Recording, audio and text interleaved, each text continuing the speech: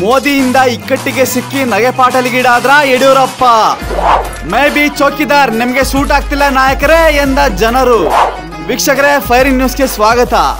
ಲೋಕಸಭಾ ಚುನಾವಣೆ ಬಂತು. ಮೋದಿ ಅವರು ಚುನಾವಣೆಯಲ್ಲಿ ಈ ಸರಿ ತಮ್ಮ ಪ್ರಚಾರದ ಟ್ಯಾಗ್ಲೈನ್ ಆಗಿ ಮೇ ಬಿ ಚೌಕಿದಾರ್ ಅಂದ್ರೆ ನಾನು ಕಾವಲುಗಾರ ಅಂತ ಒಂದು ಹ್ಯಾಶ್ ಟ್ಯಾಗ್ ನ ಇಟ್ಕೊಂಡಿದ್ದಾರೆ. ಮೋದಿ ಅವರು ಕಾವಲುಗಾರರಿಗೆ ಅವಮಾನ ಮಾಡ್ತಿದ್ದಾರೆ ಅಂತ ವಿರೋಧ ಪಕ್ಷದ ಹೇಳಿದಕ್ಕಾಗಿ ಮೋದಿ ಅವರು ಅವ್ರ ಟ್ವಿಟರ್ ಖಾತೆಯಲ್ಲಿ ಚೌಕಿದಾರ್ ಮೋದಿ ಅಂತಾನೆ ಹೆಸರು ಚೇಂಜ್ ಮಾಡ್ಕೊಂಡ್ರು.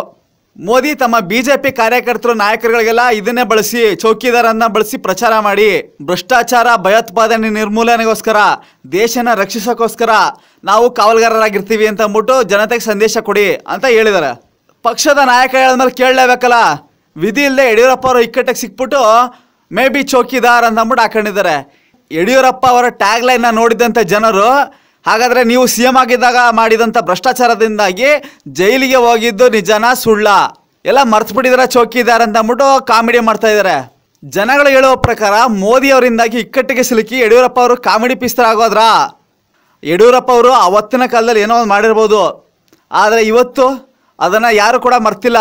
ಮೋದಿ ಅವರು ಹೇಳಿದಂಥ ಟ್ಯಾಗ್ ಲೈನ್ ಇಟ್ಕೊಂಡು ಅವತ್ತಿನ ಹಗರಣನ ಕೆಲವರು ಯಡಿಯೂರಪ್ಪ ಅವರ ವಿರುದ್ಧ ಕಾಮಿಡಿ ಮಾಡೋಕ್ಕೋಸ್ಕರ ಬಳಸ್ಕೊತಾ ಇದ್ದಾರೆ ಅಂತ ಜನಗಳು ಮಾತಾಡ್ತಾ ಇದ್ದಾರೆ.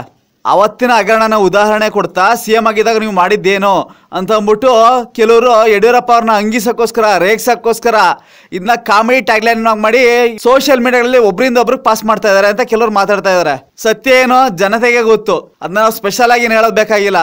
ಮತ್ತಷ್ಟು ಸುದ್ದಿಗಳು, ರಾಜಕೀಯದಲ್ಲಿ ಏನಾಗ್ತಿದೆ ಬದಲಾವಣೆಗಳು ನಿಮಗೆ ಹೇಳ್ತಾ ಇರ್ತೀವಿ ವೀಕ್ಷಕರೇ, ನೋಡ್ತಾರೆ ಫೈರಿಂಗ್ ನ್ಯೂಸ್ ನಿಮ್ಮ ಸಮರ ಟಿವಿಯಲ್ಲಿ. Just think positive.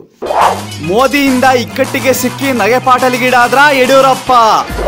May be ಚೌಕಿದಾರ್ ನಿಮ್ಗೆ ಸೂಟ್ ಆಗ್ತಿಲ್ಲ ನಾಯಕರೇ ಎಂದ ಜನರು.